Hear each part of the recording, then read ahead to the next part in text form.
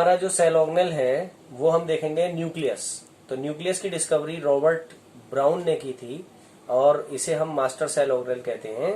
तो इसका डायग्राम बनाएंगे, देखिए nucleus discovered by Robert brown. तो देखें न्यूक्लियस का डायग्राम जब हम बनाते हैं तो इस तरीके से बनाएंगे न्यूक्लियस का डायग्राम।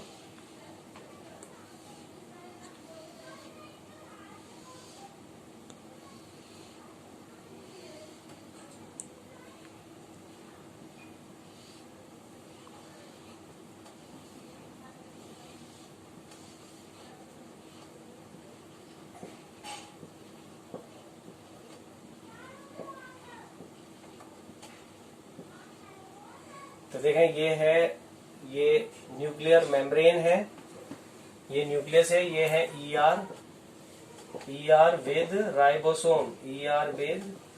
राइबोसोम। और ये हम देख रहे हैं इसके अंदर ये इसका क्रोमैटिन फाइबर है, ये हो गया इसका chromatin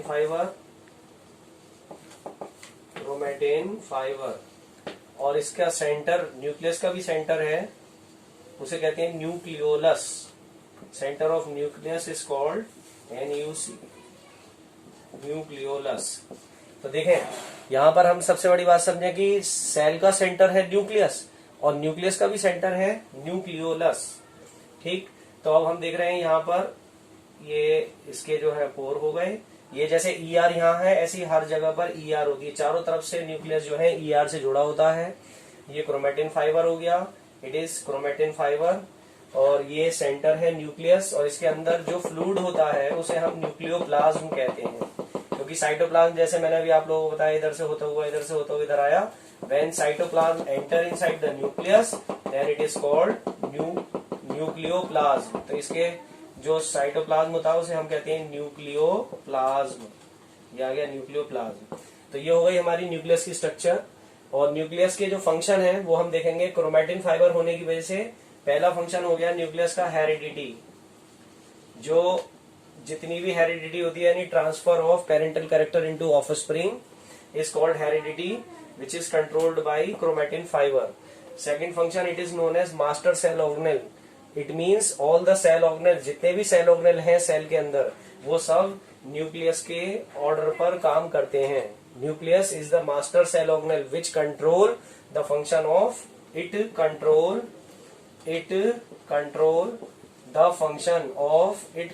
the function of all cell organelles। ये तो हो गया इसका फंक्शन। इसके बाद अगर हम देखें कि जो प्रोटीन सिंथेसिस स्टार्ट होती है वो भी यहीं से स्टार्ट होती है। जो इसका जेनेटिक मटेरियल होता है वो लगातार जेनेटिक कोड ER को देता रहता है। ठीक है, तो जो प्रोटीन सिंथेसिस स्टार्ट होती है यानी इसका जो क्रोमैटिन फाइबर होता है वो ER पर लगातार अपने कोड भेजता रहता है, जिसकी वजह से प्रोटीन सिंथेसिस होती है। वो कोड जेनेटिक कोड कहलाते हैं। तो वो हम अभी बाद में समझेंगे। चलिए कोई बात नहीं, अभी हमने समझ लिया, इस बात को हमने समझ लिया। पहला function it is responsible for heredity. Number 2 it controls the function of all cell organelle. And number 3 it start the protein synthesis. ये कह सकते हैं it start the protein synthesis.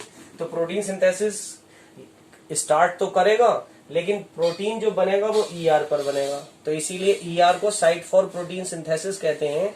लेकिन जब ये स्टार्ट होता है तो न्यूक्लियस के बिना नहीं हो सकता। प्रोटीन सिंथेसिस का प्रोसेस न्यूक्लियस के बिना नहीं हो सकता। न्यूक्लियस जो है जेनेटिक कोड पहुंचाता है। वो जब हम क्लास 12th में आएंगे तब उसके बारे में समझेंगे। तो हमने देखा यहाँ इसके हमारे 3 फंक्शन हो गए न्यूक्लियस के। ठीक, तो न्यूक्लियस हमारा कंप्लीट। कॉलिगर ने देखा था, फिर बाद में डिस्कवर अल्टमान ने किया माइटोकॉन्ड्रिया। देखें mitochondria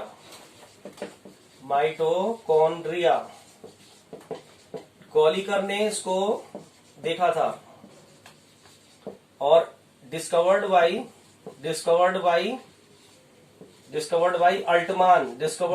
Altmann and term by, नाम किसने दिया, वो थे बेंडा। तो देखें माइटोकॉन्ड्रिया की स्ट्रक्चर जैसे कि हमने छोटे क्लास में अब तक पढ़ते आए हैं। हम माइटोकॉन्ड्रिया को हम जानते हैं पावर हाउस ऑफ सेल है। ठीक है। तो माइटोकॉन्ड्रिया की स्ट्रक्चर जैसे हम बनाए तो डायग्राम हम ऐसे बना सकते हैं, ये आउटर मेम्ब्रेन हो गई और ये इसकी इनर मेम्ब्रेन हो गई, ये इसकी इनर मेम्ब्रेन हो गई।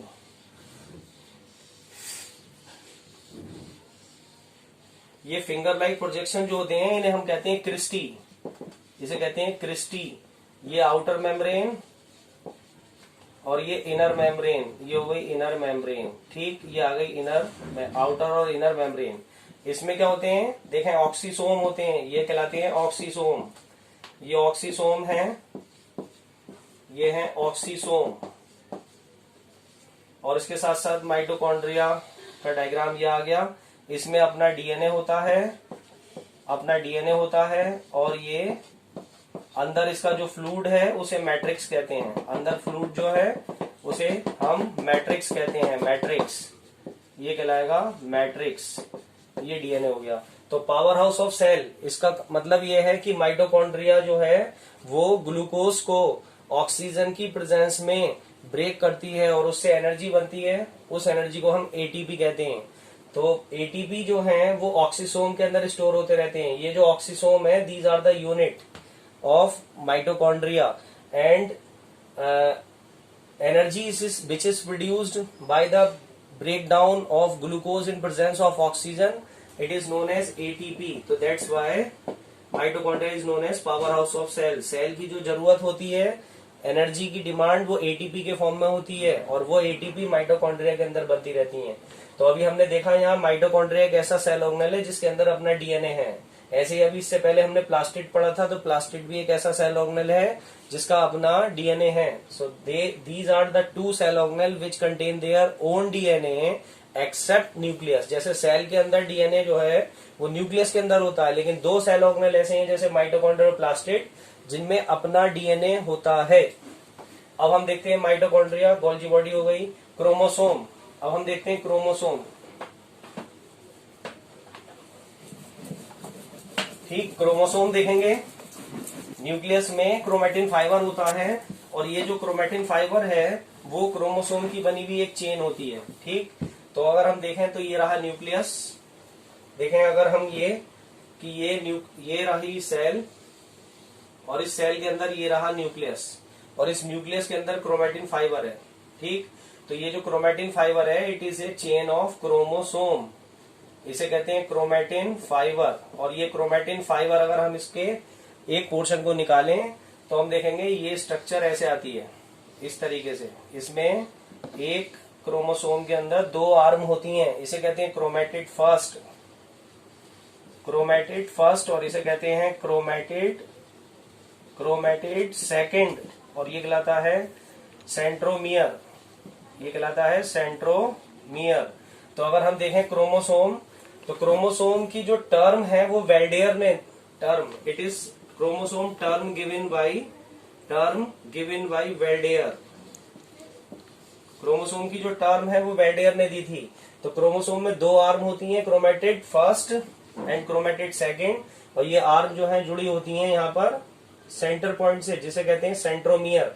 तो अब क्रोमोसोम जो होते हैं सेल के अंदर अलग अलग फॉर्म में होते हैं, ये अपनी क्रोमैटिड की जो पोजीशन होती है उसके सेंट्रोमियर और क्रोमैटिड, सेंट्रोमियर जो है यहाँ पर अपनी पोजीशन चेंज करती रहती है और क्रोमैटिड की जो आर्म होती हैं वो अलग अलग डायरेक्शन में होती हैं। तो इस तरीके से हम क्रोमोसोम्स को चार फॉर्म में डिवाइड कर सकते हैं, चार फॉर्म में हम क्रोमोसोम्स को देख सकते हैं। तो अब हम देखेंगे जैसे ये फॉर्म हो गई मेटासेंट्रिक, देखें इसमें सभी आर्म जो है बिल्कुल इक्वल है, इसे हम कह देंगे क्रोमोसोम्स की मेटासेंट्रिक, ये जो है ये कहलाएगी मेटासेंट्रिक। अब हम देखते हैं सब मेटासेंट्रिक। तो सब मेटासेंट्रिक सिचुएशन जो है वो अलग है, ठीक। सब मेटासेंट्रिक में हम देखेंगे ये आर्म जो है ऊपर की थोड़ी छोटी हो जाएगी, देखें सब मेटासेंट्रिक ये सिचुएशन आ जाएगी, ये क्रोमैटिड फर्स्ट हो गया, ये क्रोमैटिड सेकंड हो गया, इसे कहेंगे सब मेटासेंट्रिक, ये कहलाएगी सब मेटासेंट्रिक, ये लोकेशन कहलाएगी सब मेटासेंट्रिक। इसके बाद हम देखते हैं एक्रोसेंट्रिक, इस आर्म, ये आर्म और छोटी हो जाती है सेंट्रोमियर में, ये कहलाती है एक्रोसेंट्रिक, इस लोकेशन को हम कहते हैं एक्रोसेंट्रिक। एक्रोसेंट्रिक। इसके बाद हम देखते हैं अगली सिचुएशन आती है टीलोसेंट्रिक, जिसमें सेंट्रोमियर बिल्कुल ऊपर आ जाती है और दोनों आर्म जो हैं बिल्कुल नीचे आ जाती हैं, तो इसे कहते हैं टीलोसेंट्रिक। तो ये सिचुएशन कहलाती है टीलोसेंट्रिक। Telocentric, TELOCENTRIC। तो हम देख रहे हैं सेंट्रोमियर की पोजीशन के हिसाब से क्रोमोसोम्स यहाँ पर 4 फॉर्म में हैं। अगर मिडिल में है सेंट्रोमियर बिल्कुल तो मेटासेंट्रिक, और हम देख रहे हैं ऊपर की आर्म थोड़ी छोटी नीचे की आर्म लंबी तो सब मेटासेंट्रिक। और इसके बाद एक्रोसेंट्रिक में हम देख रहे हैं ऊपर की जो आर्म होती है और थोड़ी छोटी हो जाती है, नीचे की आर्म लंबी रहती है, एक्रोसेंट्रिक। और जब सेंट्रोमियर, ये है सेंट्रोमियर, सेंट्रोमियर बिल्कुल हाईएस्ट पोजीशन पर होती है और दोनों आर्म नीचे हो जाती हैं, then situation is called telocentric. तो अभी हमने क्रोमोसोम्स को भी यहाँ पर देख लिया, क्रोमोसोम्स की फॉर्म भी देख ली। अब इसके बाद हम देखेंगे सीलिया एंड फ्लैजिला। तो देखें सीलिया एंड फ्लैजिला। तो सीलिया एंड फ्लैजिला जैसे कि हम जानते हैं मोटरी ऑर्गन्स होते हैं, जो यूनिसेलुलर ऑर्गेनिज्म होते हैं उनमें सीलिया एंड फ्लैजिला होते हैं, जो सेल के अंदर लोकोमोशन में रोल प्ले करते हैं। जैसे हम देखें पैरामीशियम, ये है पैरामीशियम। तो पैरामीशियम में ये छोटे छोटे ये क्या है, सीलिया, जो इसके लोकोमोटरी ऑर्गन है, ये लोकोमोटरी ऑर्गन हो गए। ठीक इसी तरीके से अगर हम देखें जैसे ट्रिपेनोसोमा, ठीक है, ट्रिपोनोसोमा ये आ गया, देखिए ट्रिपेनोसोमा, इसके अंदर क्या होता है, एक लंबा फ्लैजिला होता है, ये फ्लैजिला है। एक सेल की स्ट्रक्चर है ट्रिपेनोसोमा, TRYPANOSOMA, ये है ट्रिपेनोसोमा और इसमें फ्लैजिला है। ये पैरामीशियम है, इसमें ये सीलिया हो गए, ये पैरामीशियम है, इसमें ये सीलिया हो गए। ठीक, तो अब हम देखते हैं जो लोकोमोटरी ऑर्गन है। इसी तरीके से जैसे बैक्टीरियल सेल अगर हम देखें, हमने डायग्राम बनाया था, तो ये थे